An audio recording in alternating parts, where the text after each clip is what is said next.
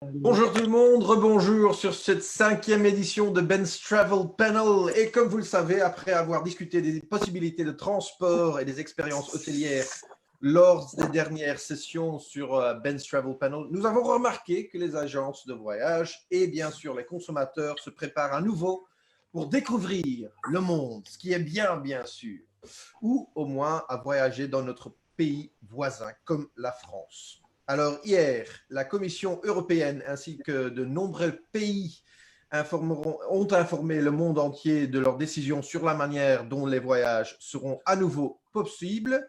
Et comme la plupart des agences de voyage ont réouvert leurs portes, les plans de vol ont été réinitialisés. Donc, nous aimerions alors aujourd'hui avoir des nouvelles de notre voisin ou au moins les destinations préférées des Belges. C'est pour cela que moi, j'ai invité quelques destinations les plus populaires en Belgique pour vous éclairer sur les possibilités de raviver les esprits de voyage et tout ça. Et pour cela, en ordre alphabétique, nous avons avec nous Ivan Novak de Croatie. Bonjour à tout le monde. Et puis, on a Monsieur Toulotte de Atout France, Vincent Toulotte. Bonjour. Bonjour. Alfonso Santagata de Italy Tourism Board, bonjour également. Bonjour, Joao bonjour Pereira de Portugal et enfin Nieves de Tenerife Tourism Board. Bonjour. Bonjour. Comme vous le savez ou comme vous ne le savez pas, on commence toujours par un rond, un questionnaire avec des réponses qui sont vraiment brefs. Vous pouvez toujours répondre avec oui ou non seulement, comme ça on peut avoir une image de votre destination plus vite. Est-ce que ça vous va? Parfait. Très bien. Très bien. Parfait. On va commencer par Yvan, on va commencer avec Joao et puis on termine avec Nieves. Alors, est-ce que votre destination sera ouverte aux voyageurs belges dès le 1er juillet 2020? Elle est déjà ouverte, donc les Belges peuvent répondre. Joao, C'est oui, tout le Portugal est ouvert. Ok. Idem pour la France. Idem. Alfonso? Oui, idem, c'est déjà ouvert. Italie, c'est déjà ouvert pour tout le monde. Oui. Nieves? Oui, à partir du 21 juin, exactement. Ok. Est-ce que ma température sera vérifiée à l'arrivée à l'aéroport? Non. Non, pas en Croatie. Joao? Oui, au Portugal. Oui. Oui. À Charles de Gaulle aussi. Charles de Gaulle aussi. À Charles de l'arrivée. Hein, à l'arrivée. Ok, en entrant. Ok. Alfonso? Oui, à l'arrivée à l'aéroport, oui. Nieves? Oui, à Tenerife aussi à l'arrivée. Bon, en Espagne en général. Ok, parfait. Est-ce que les masques seront obligatoires? C'est recommandé. Surtout dans les espaces fermés, oui. À l'intérieur? À l'intérieur, oui. Joao? Obligatoire dans les transports publics et dans les espaces fermés. Ok. Toulotte? La même chose dans les espaces publics et dans les lieux fermés. Ok. Alfonso? À l'intérieur, c'est obligatoire. Aussi dans le transport, public transportation. Et c'est obligatoire dans les musées, dans les cinémas, quelque chose comme ça. Mais seulement à l'intérieur. C'est un peu la même chose. Nieves, la même chose pour vous? Aussi, oui, dans tous les espaces publics, effectivement. Ok. Bon, les restaurants seront ouverts. C'est clair, bien sûr. Tout le monde portera ses masques. Mais qu'est-ce qui se passe avec les sites culturels, par exemple? Alors, Yvan. vas-y, Yvan. Oui, je pensais qu'on faisait le tour comme ça. Oui, en fait, tout est ouvert. Donc, voilà. On peut visiter les parcs nationaux, les musées, donc les villes. Voilà. Ok, je crois que tous les sites culturels seront ouverts pour toutes les destinations, vous êtes d'accord? Question, c'est seulement comment est-ce qu'on peut les visiter? Est-ce qu'il faut réserver? Comment est-ce que va tout se passer, ça? Alors, pour ce qui concerne la France, il faut une réservation et arrêter une heure de réservation. Hein. C'est-à-dire que vous ne pouvez pas dire, voilà, je réserve pour tel jour et y aller à n'importe quel moment de la journée.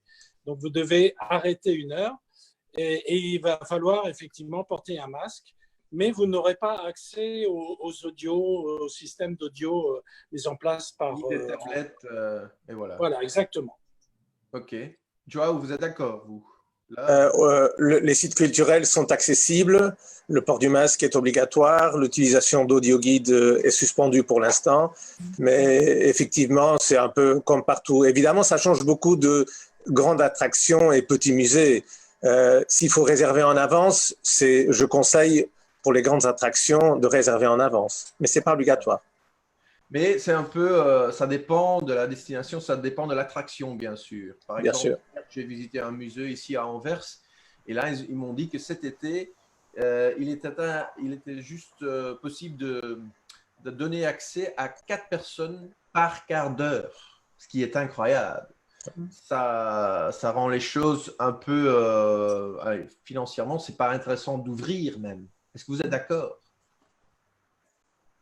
Tout dépend comment est l'attraction. Hein. Si c'est une attraction à l'air libre ou si c'est une attraction à l'intérieur d'un lieu. D'accord. Donc, tout dépend de l'attraction, exactement. Est-ce que, selon vous, ce sera une percée pour l'écotourisme, Yvan? Oui, je pense que oui. Donc, d'abord, oui, définir ce que c'est. Donc, mais pour moi, l'écotourisme, c'est le tourisme où on laisse un minimum de ces traces quand on voyage. Donc, c'est-à-dire éviter tout type de pollution et voilà. Donc, rester par exemple dans une ferme ou dans un cadre en nature, se déplacer en vélo, faire des randonnées. Soutenir l'économie locale, consommer les produits du terroir, etc., etc. Donc, je pense que certainement un tel cadre aujourd'hui, dans ces circonstances, aura de l'avantage pour le tourisme. Ce sera une percée. Monsieur Toulotte, est-ce que vous êtes d'accord?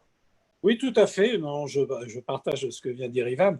Je pense que ce qu'on vient de vivre va être justement un accélérateur d'un phénomène qui a déjà été amorcé depuis quelques années. L'écotourisme, on en parle déjà depuis une dizaine d'années.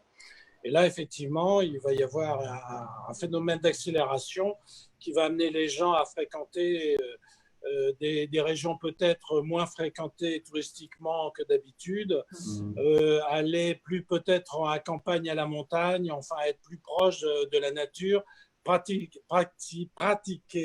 des activités de loisirs comme la randonnée, le vélo et bien d'autres.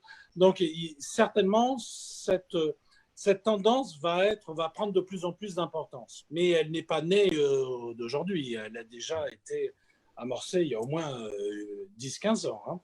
Absolument. Même pour Tenerife, par exemple, ce sera une percée, n'est-ce pas, Nieves? Oui, c'est une très bonne opportunité pour nous aussi de faire connaître un petit peu l'arrière-pays, le réseau de maisons rurales, d'hôtels de charme aussi qu'on a dans les montagnes, dans les villages un peu plus éloignés des centres touristiques. Ils sont vraiment très, très concentrés dans le sud de l'île. Dès qu'on part de là, on peut partir à travers des paysages qui ont beaucoup de diversité, que ce soit des paysages volcaniques, des déserts, des forêts de lauriers, par exemple. Donc, c'est vraiment une opportunité aussi pour nous de montrer l'autre côté de Tenerife qui est beaucoup moins connu, à part Las Américas et les grands ressorts touristiques. Mais c'est aussi un challenge, c'est une nouvelle façon de communiquer aussi et de soutenir toute cette économie locale. Donc, on va aller dans ce sens aussi pour faire un peu plus connaître les produits locaux. Hein. On a une gastronomie qui est très, très importante, mais pas seulement les restaurants étoilés Michelin, faire connaître les produits du terroir, les cultivateurs, les fincas, les bananeraies, enfin tout ce qu'on a sur place et qui sont un petit peu loin des… Oui, on a plein de bananeraies, loin des sentiers connus. En autre sens, est-ce que cette crise signifie vraiment la mort du tourisme de masse? Non, je ne pense pas. Je pense qu'il va y avoir peut-être un peu plus, comment dire, ça va se distribuer, une autre distribution, mais le tourisme, enfin le tourisme classique de soleil, de plage, de gens qui veulent se relaxer va toujours exister. Hein. Mais je pense que les touristes aussi vont être beaucoup plus exigeants et vont demander un peu plus d'expériences plus enrichissantes avec les destinations. Pas seulement un contact avec l'hôtel ou avec les nightclubs, etc., mais un autre style de tourisme beaucoup plus enrichissant, beaucoup plus en contact avec tout ce qui sont les valeurs locales de chaque destination. Ok. Vincent, vous venez d'ouvrir hier, félicitations, hein, félicitations. La France étant le pays numéro 1 pour les Belges, comment voyez-vous l'évolution dans les semaines à venir et au cours de l'été?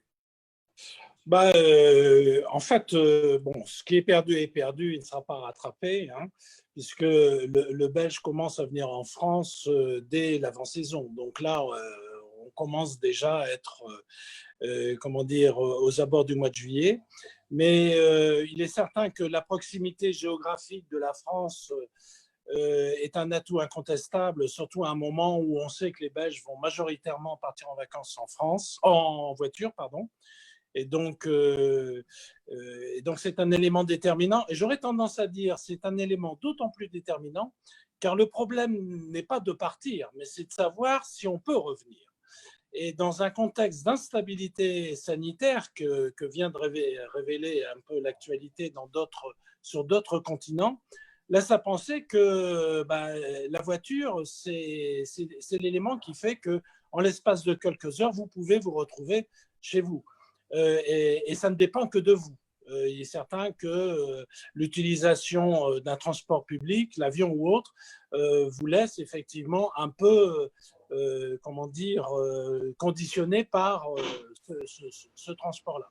Donc, effectivement, nous pensons que encore une belle population belge peut venir encore fréquenter la France dès les prochaines semaines.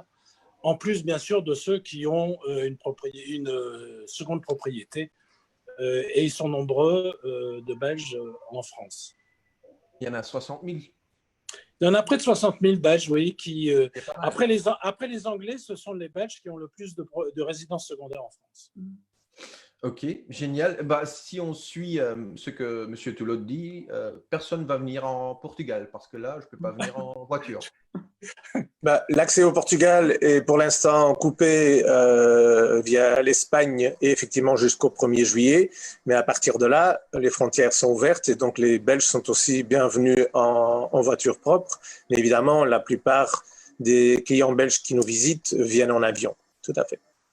Bien sûr. Ce qui n'est pas désagréable, bien sûr. Une question pour vous aussi, Joao. Comment est-ce que vous avez vécu cette crise? Est-ce que vous êtes convaincu que les médias ne sont pas vraiment accurats avec l'information qu'ils fournissent?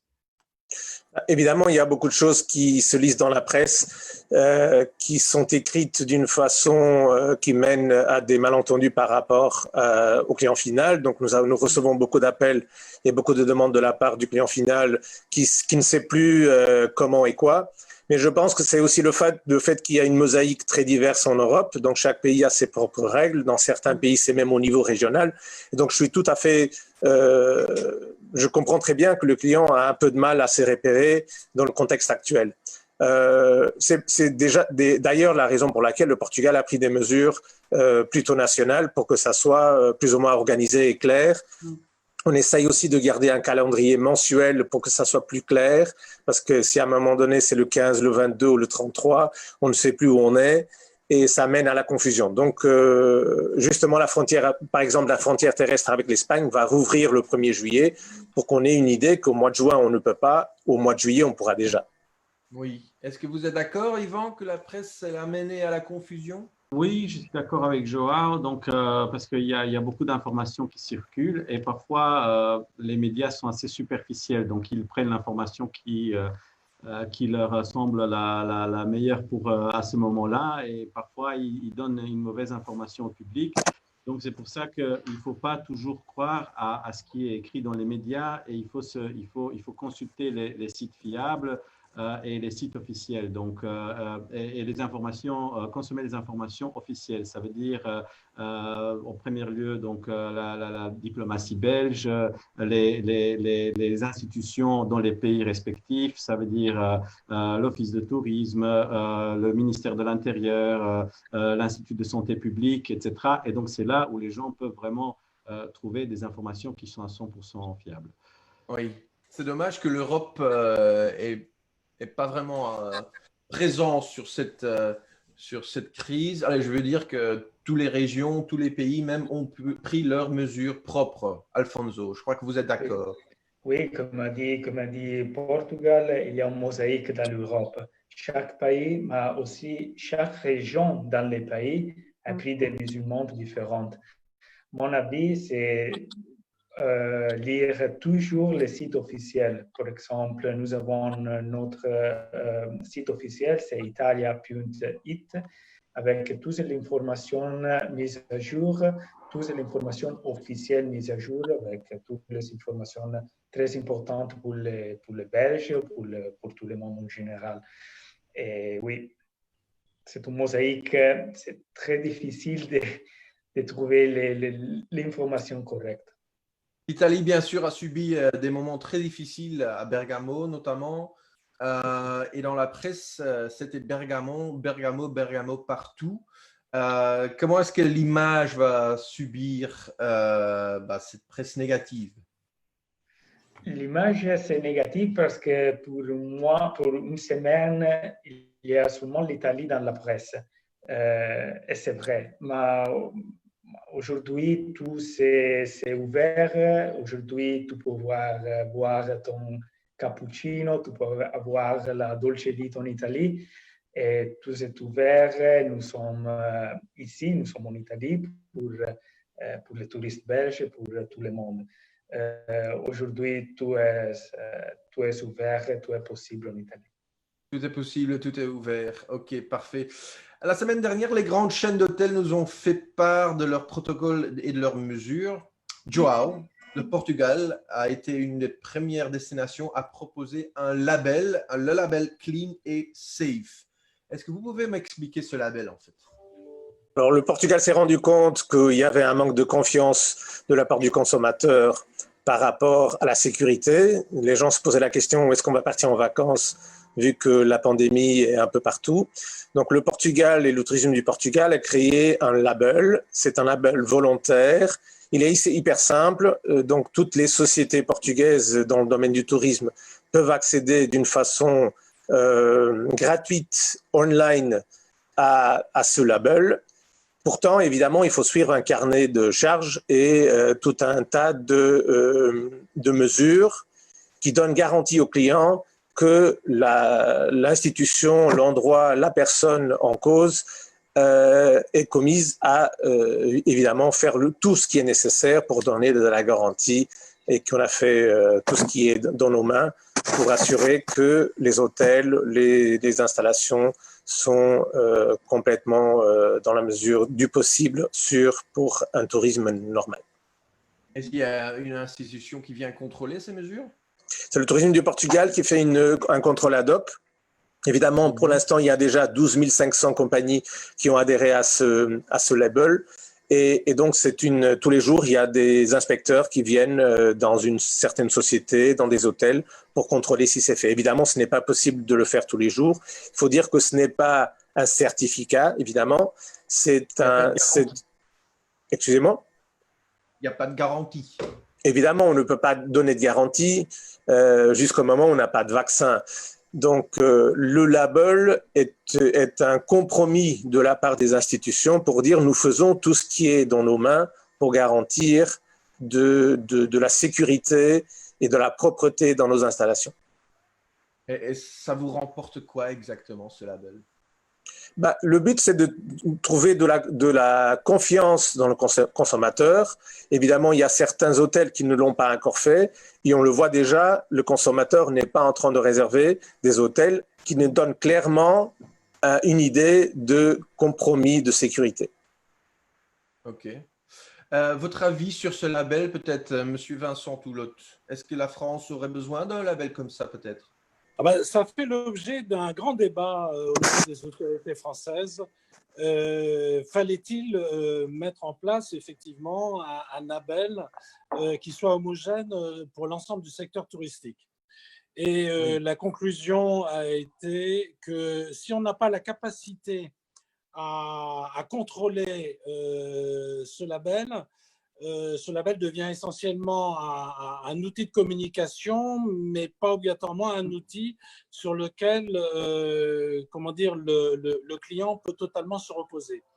Et du coup… on ne peut pas se reposer là-dessus parce qu'on ne sait pas, il n'y a pas de garantie, jamais. Alors, même si on a ce label, il n'y a pas de garantie.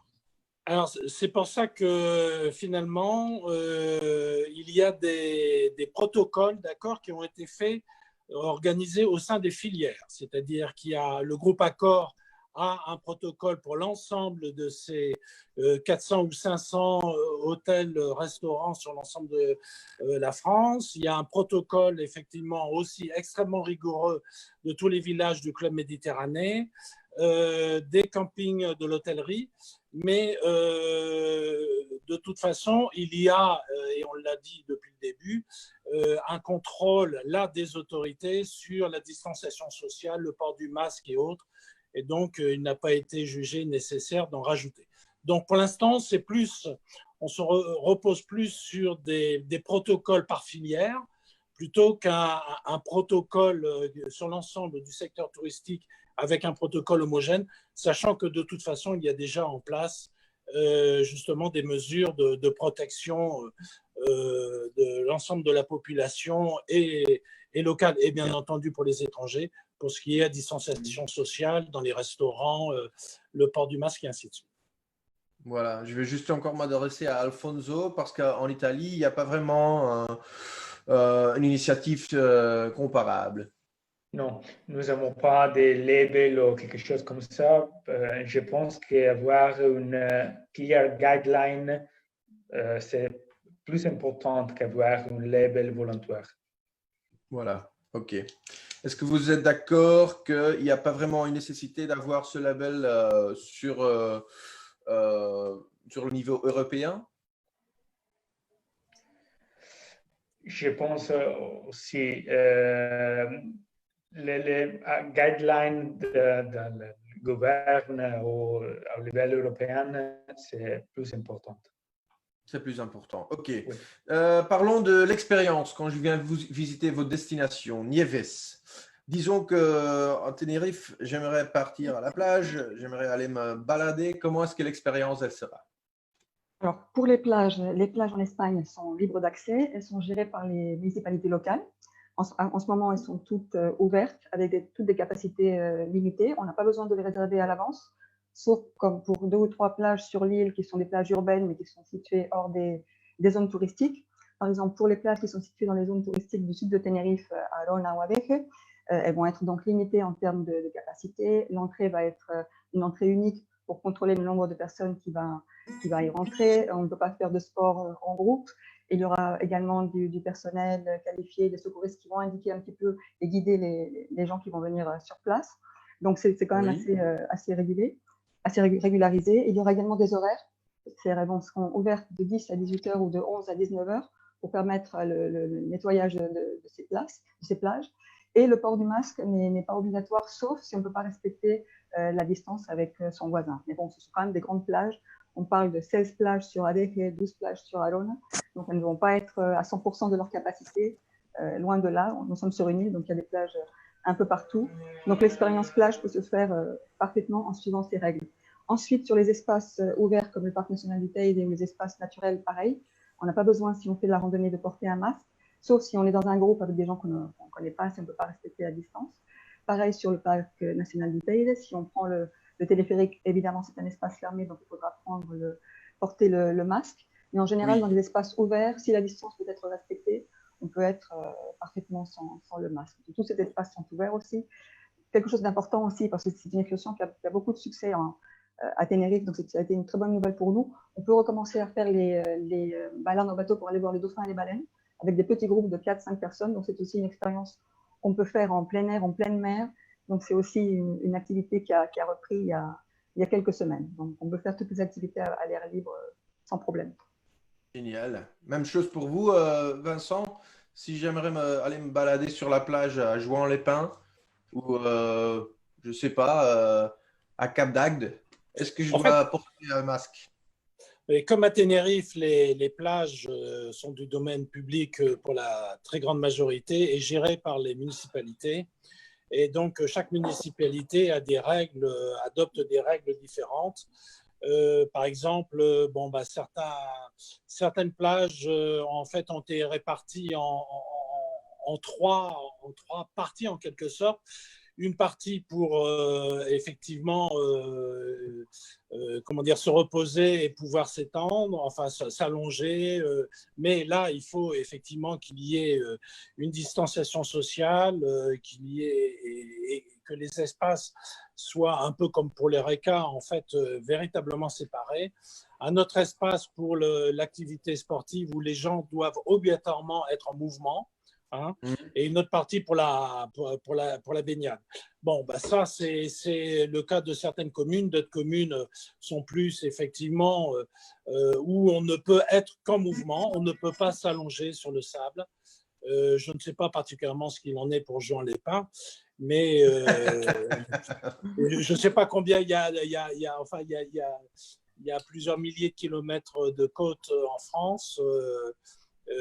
Donc, je ne peux pas vous dire quelle est la situation de chaque plage et de chaque Par contre, nous, ici en Belgique, nous avons 67 km de plage seulement et il y a des communes où il faut réserver Exactement. avant, qui est un peu, je trouve ça très bizarre. Je continue par vous, Yvan, en Croatie.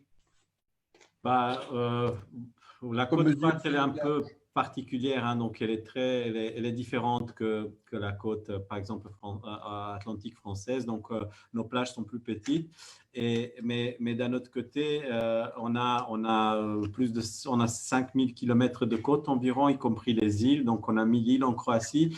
Donc, c'est un autre type de vacances. En fait, les gens sont plus dispersés et donc ils peuvent toujours trouver un coin où ils peuvent se séparer, en fait, être à leur propre être seul, je veux dire, isolé. Mais en fait, tout ce qui est les plages, donc c'est aussi c'est le domaine public également. Et en fait, pour tous les segments, en fait, du tourisme en Croatie, que ce soit l'hôtellerie, le tourisme nautique, les aéroports, les hôtels, etc., on a aussi des mesures et des recommandations qui sont prescrites par notre Institut de santé publique. Elles doivent être rigoureusement respectées. Ça veut dire aussi donc, le nettoyage régulier. Il y aura, par exemple, dans les piscines d'hôtel, il y aura un maximum de nombre de personnes. On va effectuer la désinfection des chaises longues, donc de tout ce qui est, en fait, partagé par différentes personnes, en fait. Ok. Voilà. Si j'ai bien compris, donc à l'intérieur des masques, oui, parfois des masques sur la plage, mais pas vraiment, mais surtout des maillots de bain sur la plage, ça aussi, parfois. Oui, j'aimerais peut-être ajouter un mot là-dessus. Oui. Si tu permets. J'ai cru comprendre que certaines stations du littoral belge, en fait, rendaient prioritaire l'accès aux plages, d'abord à la population locale, et ensuite aux personnes qui ont des résidences secondaires. Et après, voilà. Ce phénomène-là, à ma connaissance, j'en ai jamais entendu parler en France. C'est-à-dire qu'on soit ou habitant dans la station ou touriste français ou touriste étranger, on a un libre accès à même niveau, donc sur l'ensemble des plages françaises. Et ça me semble plus démocratique également, bien sûr. J'aimerais aussi ajouter quelque chose par rapport au Portugal, parce qu'on a pris une mesure d'envergure nationale. Donc la même règle s'applique à toutes les plages. Toutes les plages ont été mesurées et on sait exactement combien de personnes rentrent dans chaque plage par rapport au mètre carré qui existe. Et le Portugal est avancé aussi dans un système technologique où toute la population et les touristes ont accès sur une application au nombre de personnes qui peuvent aller sur la plage et au nombre de personnes qui est actuellement sur la plage. Donc, il y a un système de feu vert, orange, rouge qui indique online à chaque moment combien de personnes sont déjà sur la plage, combien de personnes ont encore un accès, et ça permet évidemment à la population et aux touristes de décider je vais à gauche, je vais à droite, etc. Parce qu'évidemment, il y a de plages pour toutes sortes et toute taille au Portugal, de la très petite jusqu'à très longue plage. Il faut aussi dire que sur les 10 plages européennes les plus sûres, selon les European Best Destinations, il y en a 3 qui sont au Portugal. Ok, merci pour cette petite publicité. Il est extraordinaire, Jean. Bien fait, Jean. Mon but, c'est de dire que vos clients sont très bienvenus au Portugal. Hein. C'est ça. Je ne suis pas payé par le ministère de la Santé, vous savez. En termes de communication, j'ai encore une question pour vous. En termes de communication, est-ce qu'il y a des campagnes qui vont être lancées très vitement pour sauver l'été sur votre destination? Tu t'adresses à qui?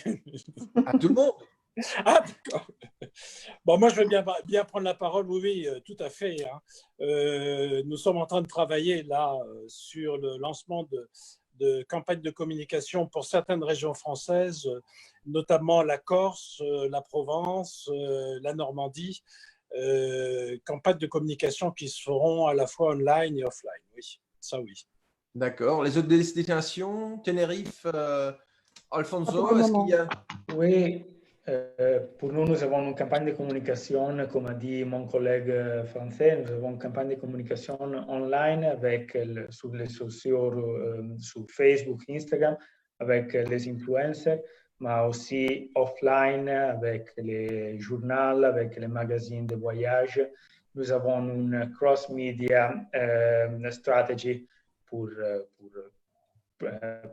parler de l'Italie. Ok. Est-ce que quelqu'un veut rajouter encore quelque chose? Pas vraiment? Ok. Dernière question alors. Pourquoi le voyageur belge viendrait-il vers votre destination? Yvan, je commence avec toi. C'est une bonne question. Donc, d'abord, la proximité. Donc, je dirais qu'on est à 1200 km de la Belgique, donc les gens peuvent facilement se rendre en Croatie.